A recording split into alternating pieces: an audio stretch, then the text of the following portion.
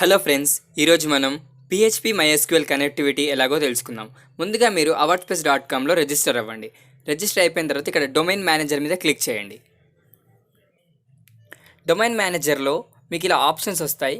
ఇక్కడ మీరు create a free sub domain మీద క్లిక్ చేసి మీరు ఒక సబ్ డొమైన్ నేమ్ ఇవ్వండి. ఫర్ ఎగ్జాంపుల్ నేను ఇక్కడ శివకుమార్ అని ఇస్తున్నాను. This sub domain name already exist hour system. అంటే ఈ సబ్ డొమైన్ నేమ్తో ఆల్రెడీ వాళ్ళ సిస్టంలో వేరేది ఉందన్నమాట. సో మీరు వేరే నేమ్ ఇచ్చి ట్రై చేయండి. ఇక్కడ శివకుమార్ 179 అనేది సక్సెస్ఫుల్గా యాడ్ అయిపోయింది. ఇక్కడ మీరు ఈ లింక్ కాపీ చేసుకొని వేరే ట్యాబ్లో పేస్ట్ చేసి చూడండి. ఇంకా ఇక్కడ మనం ఏం కోడ్ రాయలేదు కాబట్టి మీకు ఇలా కనిపిస్తుంది. మళ్ళీ మీరు అవార్డ్ స్పేస్కి వెళ్ళండి. డాష్బోర్డ్ మీద క్లిక్ చేస్తే మీకు ఇలా ఆప్షన్స్ వస్తాయి చాలా. ఇక్కడ కింద ఫైల్ మేనేజర్ అనేది ఓపెన్ చేయండి. ఇందాక మనం క్రియేట్ చేసిన సబ్ డొమైన్ నేమ్ మీద ఇక్కడ ఒక ఫోల్డర్ క్రియేట్ అయింది. ఇక్కడ మనం క్రియేట్ అనే దాని మీద క్లిక్ చేసి క్రియేట్ ఫైల్ మీద క్లిక్ చేయండి. ఇక్కడ మీరు index.html అనే ఒక ఫైల్ క్రియేట్ చేయండి. దాని మీద డబుల్ క్లిక్ ఇస్తే మీకు ఇలా పేజ్ ఓపెన్ అవుతుంది. అంటే ఇక్కడ మీరు కోడ్ రాయాలన్నమాట. ఫర్ ఎగ్జాంపుల్ నేను ఇక్కడ హలో అని రాసి సేవ్ చేస్తున్నాను.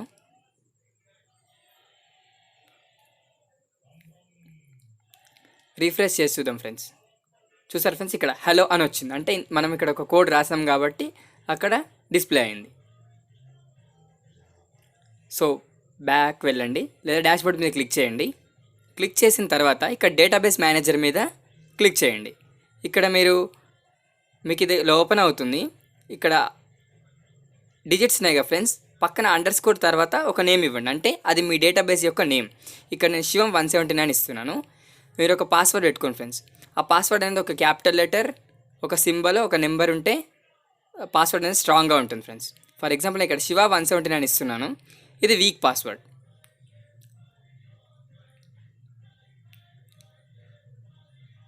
హ్యాష్ ఇచ్చాను అంటే సింబల్ ఇచ్చాను కాబట్టి అదొక మీడియం పాస్వర్డ్ అని అర్థం.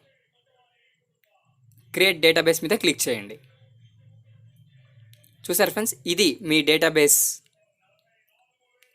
ఇక్కడ పిహెచ్పి అడ్మిన్ టూల్స్ మీద క్లిక్ చేస్తే ఇక్కడ మీకు పేజీలో ఓపెన్ అవుతుంది. ఇక్కడ టేబుల్ నేమ్ ఒకటి ఇచ్చేసి మీకు ఎన్ని కాలమ్స్ కావాలో అన్ని కాలమ్స్ సెట్ చేసుకొని ఇక్కడ నేను 3 పెట్టుకుంటున్నాను. గో అనే దాని మీద క్లిక్ చేయండి. అంటే మీరు ఒక టేబుల్కి ఇప్పుడు క్రియేట్ చేస్తున్నట్టు. చూసారు ఫ్రెండ్స్, ఇక్కడ అట్రిబ్యూట్స్ ఇలా వస్తాయి. ఇక్కడ నేమ్, ఫర్ ఎగ్జాంపుల్ నేను ఇక్కడ యూజర్ నేమ్ అని ఇస్తున్నాను. మీరు ఇక్కడ టైప్ దగ్గర ఇంటా వ్యారికారా అని సెలెక్ట్ చేసుకోవచ్చు. నేను ఇక్కడ ఫర్ ఎగ్జాంపుల్ ఐడి అని ఇస్తున్నాను. ఐడి, యూజర్ నేమ్, పాస్వర్డ్ ఇలా ఇచ్చేస్తాను ఫ్రెండ్స్. ఇప్పుడు యూజర్ నేమ్కి వ్యారికార్ ఇస్తున్నాను, పాస్వర్డ్కి కూడా వ్యారికార్ ఇస్తున్నాను. ఇక్కడ లెంత్ అండ్ వాల్యూస్కి మీకు తగినట్టుగా ఇచ్చేసుకోండి. నేను ఫర్ ఎగ్జాంపుల్ ఇక్కడ యూజర్ నేమ్కి పాస్వర్డ్కి 25 ఇచ్చేసాను. ఇక్కడ మీరు ఐడి దగ్గర ఏఐ మీద క్లిక్ చేయండి. ఏ అంటే ఆటో ఇంక్రిమెంట్. తర్వాత మీకు ఇలా ఓపెన్ అవుతుంది. గో అనే దాని మీద క్లిక్ చేయండి. ఎందుకంటే మీకు అది ప్రైమరీ కీ అని అర్థం. మొత్తం అయిపోయిన తర్వాత ఇక్కడ సేవ్ అని క్లిక్ చేయండి ఫ్రెండ్స్. మీరు మీ డేటాబేస్లో ఒక టేబుల్ ఇప్పుడు క్రియేట్ అయిపోయింది ఫ్రెండ్స్. బ్రౌజ్ అనే దాని మీద క్లిక్ చేయండి. మీకు ఇలా వస్తుంది. మీరు తర్వాత డాష్బోర్డ్ మీద క్లిక్ చేసి ఇక్కడ ఫైల్ మేనేజర్ మీద క్లిక్ చేయండి. క్లిక్ చేసిన తర్వాత మీ సబ్ డొమైన్ నేమ్ ఫోల్డర్కి వెళ్ళండి. ఇలా కనిపిస్తుంది ఫ్రెండ్స్. ఇక్కడ index.html మీద డబుల్ క్లిక్ చేయండి.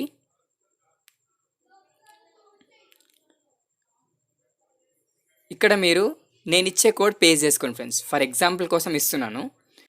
వేరే ట్యాబ్ ఓపెన్ చేసి ఇక్కడ మీరు zitlab.com/పాలకుర్ల శివకుమార్ అని టైప్ చేసి సెర్చ్ చేయండి ఫ్రెండ్స్. మీకు ఇలా పేజ్ ఓపెన్ అవుతుంది.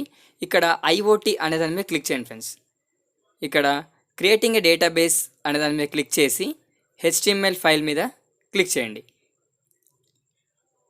ఈ కోడ్ అనేది కాపీ చేసుకోండి ఫ్రెండ్స్. మీరు కాపీ చేసుకొని ఇక్కడ పేస్ట్ చేయండి. పేస్ట్ చేసిన తర్వాత సేవ్ అనే దాని మీద క్లిక్ చేయండి. ఇప్పుడు మనం ఆ కోడ్ని టెస్ట్ చేద్దాం. రీఫ్రెష్ చేసి చూద్దాం ఫ్రెండ్స్. రీఫ్రెష్. చూసారా ఫ్రెండ్స్, మీరు ఇచ్చిన కోడ్ ఇలా డిస్ప్లే అవుతుంది. ఇక్కడ మీకు b.php అని కనిపిస్తుంది కదా ఫ్రెండ్స్, ఆ ఫైల్ మన దగ్గర లేదు. సో మనం ఇప్పుడు ఆ ఫైల్ క్రియేట్ చేద్దాం. ఈ b.php అనేది డేటాబేస్లోకి వాల్యూస్ ఇన్సర్ట్ చేయడానికి కోడ్. సో బ్యాక్ వెళ్ళండి. బ్యాక్ వెళ్ళిన తర్వాత ఇక్కడ క్రియేట్ అనే దాని మీద క్లిక్ చేసి, క్రియేట్ ఫైల్ మీద క్లిక్ చేసి b.php అని ఫైల్ క్రియేట్ చేయండి ఫ్రెండ్స్. ఫైల్ క్రియేట్ చేసిన తర్వాత డబుల్ క్లిక్ చేసి ఓపెన్ చేయండి. ఇక్కడ బ్యాక్ వచ్చేసి PHP for inserting data into database మీద క్లిక్ చేసి ఈ కోడ్ అనేది కాపీ చేసుకోండి ఫ్రెండ్స్. కాపీ చేసుకొని ఇక్కడ పేస్ట్ చేసేయండి.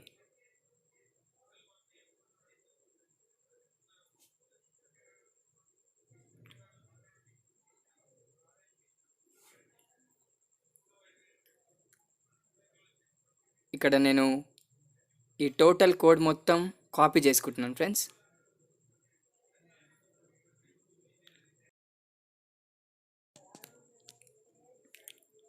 కాపీ చేసుకొని ఇక్కడ పేస్ట్ చేసుకుంటున్నాను ఫ్రెండ్స్. పేస్ట్ చేసిన తర్వాత ఇక్కడ సేవ్ అనే దాని మీద క్లిక్ చేయండి.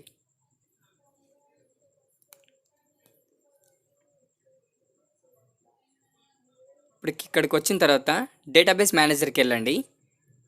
ఇక్కడ మీరు ఇందాక క్రియేట్ చేసిన డేటాబేస్ యొక్క ప్రాపర్టీస్ ఇవన్నీ, ఇక్కడ హోస్ట్ నేము, యూజర్ నేము అన్నీ ఉంటాయి ఫ్రెండ్స్. ఈ హోస్ట్ నేమ్ కాపీ చేసుకోండి. కాపీ చేసుకున్న తర్వాత ఒక నోట్ ప్యాడ్ తీసుకొని ఇవన్నీ పేస్ట్ చేసుకోండి ఫ్రెండ్స్. ఈ యూజర్ నేము, హోస్ట్ నేము,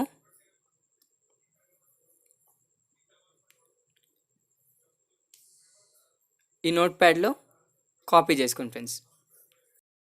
ఈ వీడియో కనుక మీకు నచ్చినట్లయితే మా ఛానల్ని సబ్స్క్రైబ్ చేసుకోండి, లైక్ చేయండి, షేర్ చేయండి, కామెంట్ చేయండి. Thank you.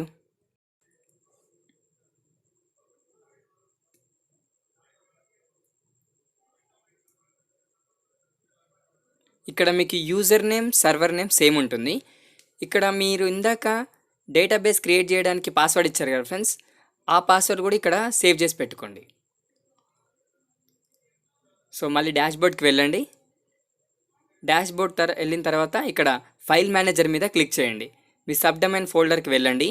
వెళ్ళిన తర్వాత b.ph మీద క్లిక్ చేయండి. క్లిక్ చేసిన తర్వాత ఇక్కడ సర్వర్ నేమ్ ఉంది కదా ఫ్రెండ్స్, ఈ సర్వర్ నేమ్కి బదులుగా మీరు ఇందాక నోట్ ప్యాడ్లో సేవ్ చేసుకున్నారు కదా ఫ్రెండ్స్, అది ఇచ్చేయండి. అది ఇక్కడ కాపీ చేసి ఇక్కడ పేస్ట్ చేసేయండి. అగైన్ ఇప్పుడు యూజర్ నేమ్, ఈ యూజర్ నేమ్ తీసేసి మీరు ఇందాక యూజర్ నేమ్ ఇక్కడ తీసుకున్నారు ఫ్రెండ్స్, అది ఇక్కడ పేస్ట్ చేసేయండి. తర్వాత పాస్వర్డ్ కూడా మీరు ఏదైతే పాస్వర్డ్ ఇందాక ఇచ్చారో ఆ పాస్వర్డ్ ఇక్కడ ఇచ్చేయండి.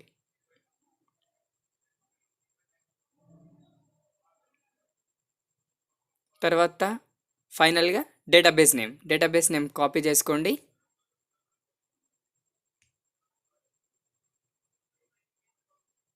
ఇక్కడ పేస్ట్ చేసేయండి.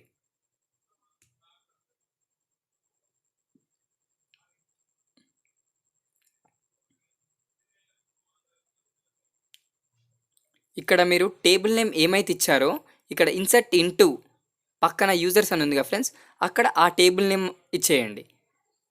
ఒక్క అక్షరం తేడా వచ్చినా కానీ మీకు అవుట్పుట్ సరిగ్గా రాదు ఫ్రెండ్స్. సో అక్కడ నేను యూజర్స్ అని ఇచ్చాను, ఇక్కడ కూడా యూజర్స్ అనే ఉంది. మీరు టేబుల్ నేమ్ ఏం క్రియేట్ చేస్తే అక్కడ ఆ పేరు ఇవ్వండి.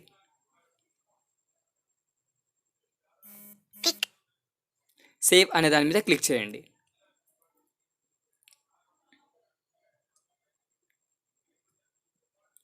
తర్వాత మళ్ళీ ఒక ఫైల్ క్రియేట్ చేయండి ఫ్రెండ్స్. క్రియేట్ ఫైల్ మీద క్లిక్ చేసి ఇక్కడ c.php మీద క్లిక్ చేయండి. మళ్ళీ జిట్ ల్యాబ్ దానికి వెళ్ళి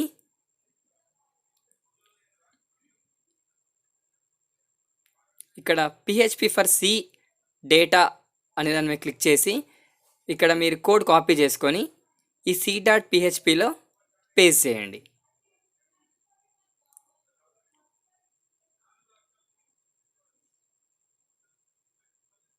ఇక్కడ నేను కోడ్ కాపీ చేసుకుంటున్నాను.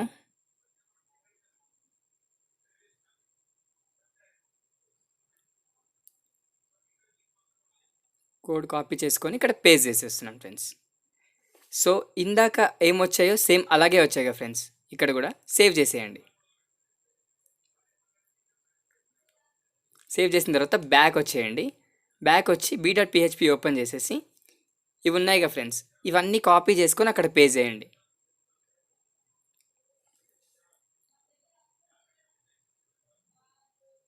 కాపీ బ్యాక్ వచ్చేసి c.php ఓపెన్ చేసి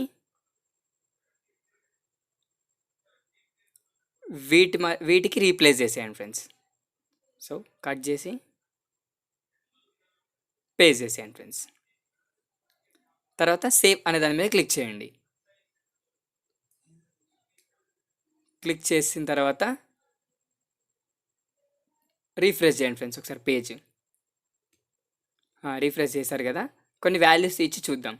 ఫర్ ఎగ్జాంపుల్ ఇక్కడ నేను ఒక ఈమెయిల్ ఐడి ఇస్తున్నాను.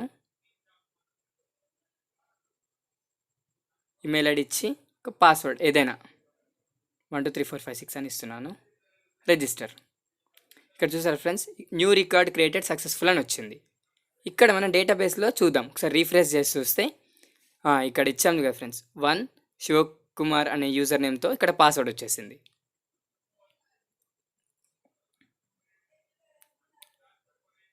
బ్యాక్ వెళ్ళండి, ఇక్కడ index.html ఓపెన్ చేయండి ఫ్రెండ్స్ ఒకసారి.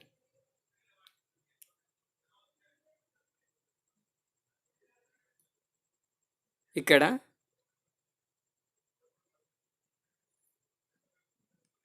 ఇలా టైప్ చేసి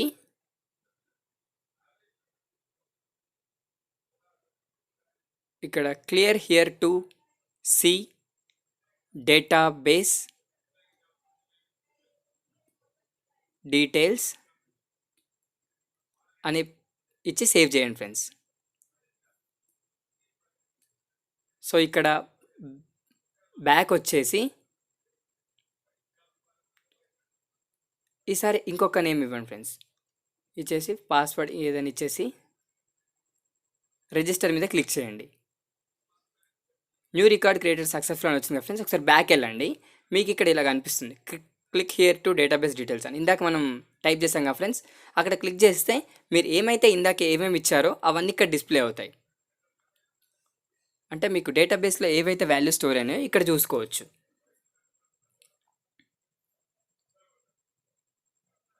సో ఇది ఫ్రెండ్స్ PHP MySQL కనెక్టివిటీ.